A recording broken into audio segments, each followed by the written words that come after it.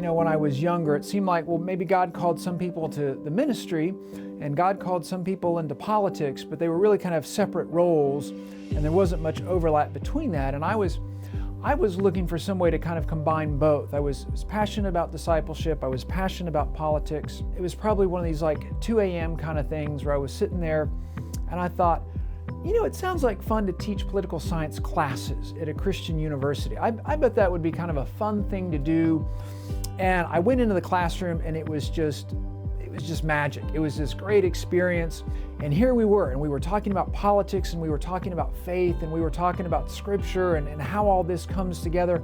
And there were a lot of big questions there that I didn't necessarily have an answer to, but I would just kind of throw it out there and see what the students had to say. And we would kind of kick these things around.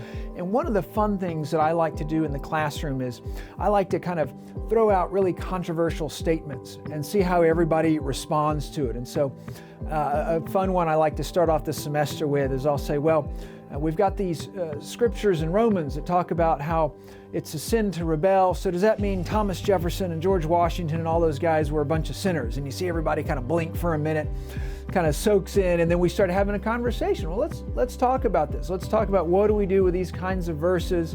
It's fun to kind of discuss these things. It's fun to hear the students' opinions on this. And one of the things that I hope they really learn out of the process is not so much that they come to a definitive answer about, what to think about this, but the process of let's hear what others have to say.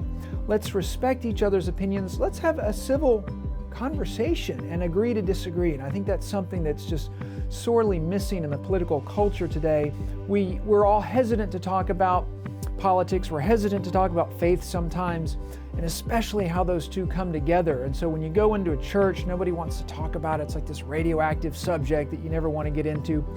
And what I found was the great thing about teaching classes on political science at a Christian university is, hey, you've got a perfect venue there. And we need to be having these conversations within the church about what does Scripture say about all this stuff? What does this mean as far as our political views, the way that we look at our leaders, the way that we relate to our government? But we're really having a pretty in-depth conversation about what does our faith say about this? What does Scripture say about this? The political science program at LeTourneau is really distinct in a handful of ways. We have a strong emphasis on practical skills, right, in policy.